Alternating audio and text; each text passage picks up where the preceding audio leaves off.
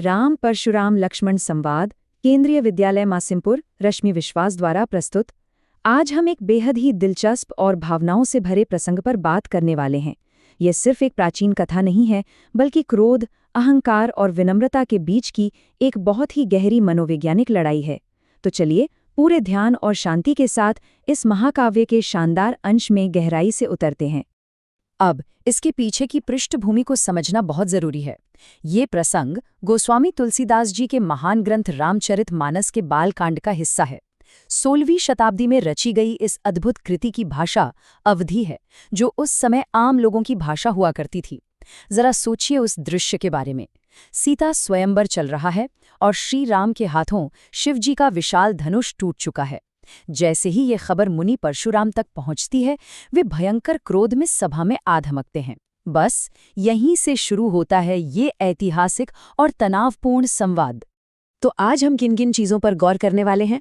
सबसे पहले तो हम इस संवाद की व्याख्या और इसके कुछ मुश्किल शब्दों को समझेंगे। फिर देखेंगे कि कैसे हर पल पात्रों की भावनाएं बदल रही हैं। इसके बाद राम, लक्ष्मण और परशुराम जी के स्वभाव की तुलना करेंगे और आखिर में इससे मिलने वाली नैतिक शिक्षा और तुलसीदास जी की शानदार काव्य शैली पर बात करेंगे। चलिए आगे बढ़ते हैं। हमारा पहला पड़ाव है संवाद की व्याख्या और शब्दार्थ। आइए सीधे उन पुरानी अवधि चौपाइयों पर चलते हैं और उनके गहरे अर्थ को बिल्कुल आसान भाषा में समझते हैं।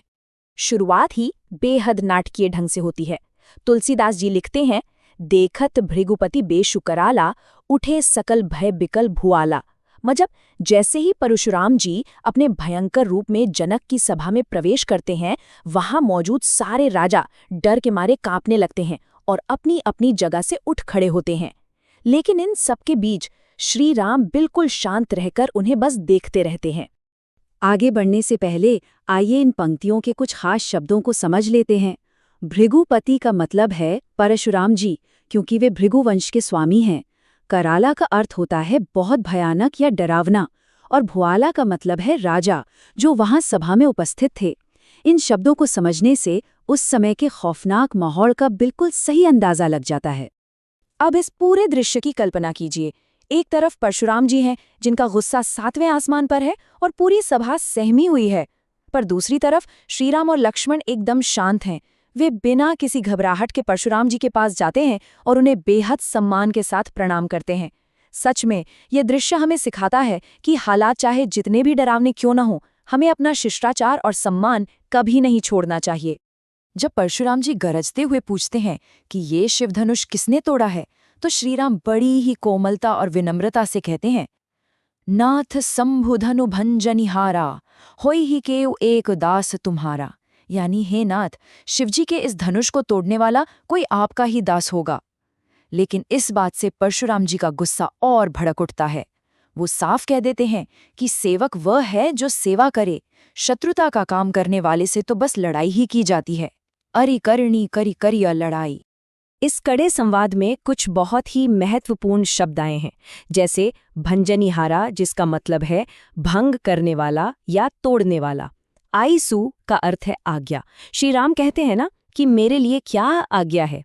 फिर है रिसाई, यानी क्रोध करना, और कोही का मतलब है बेहद क्रोधी स्वभाव वाला व्यक्ति, जो यहाँ परशुराम जी के लिए इस्तेमाल हुआ है।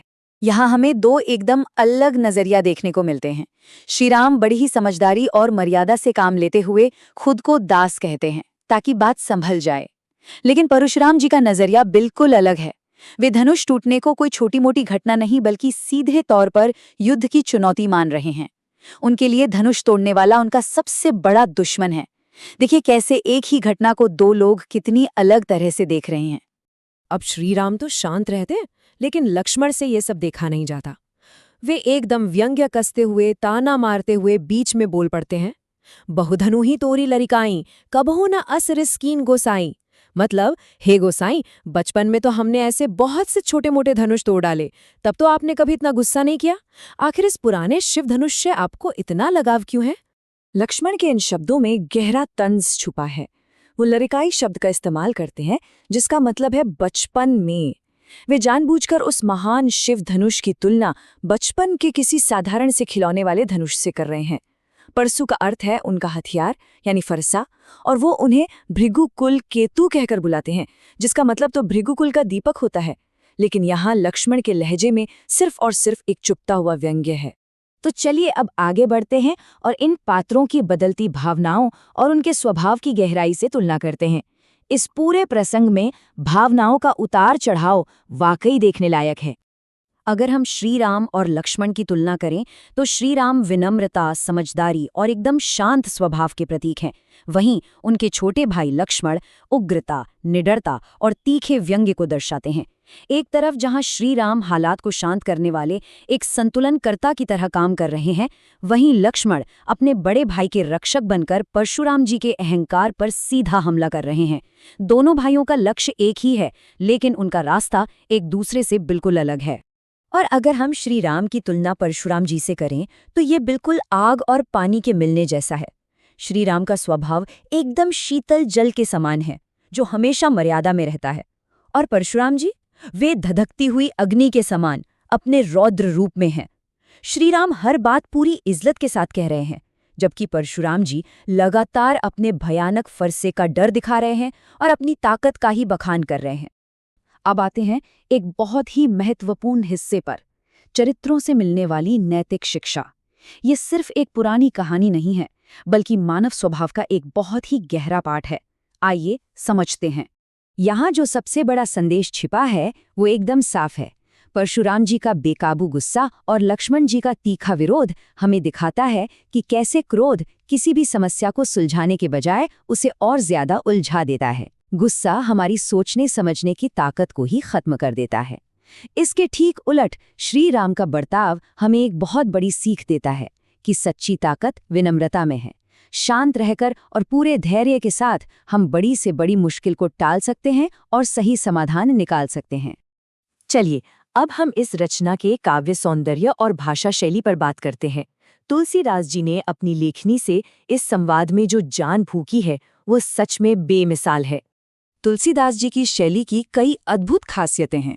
पहली तो ये कि उन्होंने इसे अवधी भाषा में लिखा, जो उस दौर के आम जनमानस की भाषा थी। दूसरी बात, इसमें दोहा और चौपाई छंद का ऐसा सटीक इस्तेमाल हुआ है कि पूरी रचना एक खूबसूरत लय में बहती है। तीसरी खासियत है इसकी नाटकीयता। ये संवाद इतने जीवंत हैं कि पढ़ते ही पूरा दृश्य आंखों के सामने घूमने लगता है। और हाँ, परशुराम जी के लिए इस्तेमाल किए गए अलग अलग नाम जैसे भृगुपति, भृगुकुल केतु इस कविता के असर को कई गुना बढ़ा देते हैं। कविता की असली खूबसूरती उसके अलंकारों में होती है। जरा इन उदाहरणों को देखिए।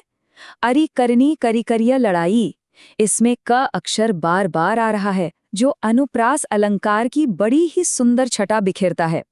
फिर है अर्ध निमेष कल्प संबीता, यानी पल भर का समय भी एक युग जैसा लगा।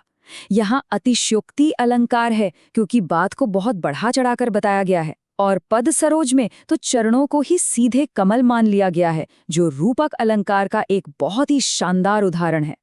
इस पूरे प्रसंग को इतनी गहराई से समझने के बाद एक बहुत ही अहम सवाल हमारे सामने आता है। आज के इस दौर में जहां रोज कोई न कोई नया विवाद या टकराव होता रहता है, किसी भी समस्या को सुलझाने के लिए हमें किसकी ज्यादा जरूरत है? श्री राम जैसी विनम्रता और कूटनीति की, या फिर अन्याय के खिलाफ लक्ष्मण जैसे उग्र और सीधे विरोध की? इस पर जरूर सोचेगा। आज के इस विश्लेषण में बस इतना ही। उम्मीद है इस सफर में कुछ नया और बहुत कुछ गहरा सीखने को मिला होगा।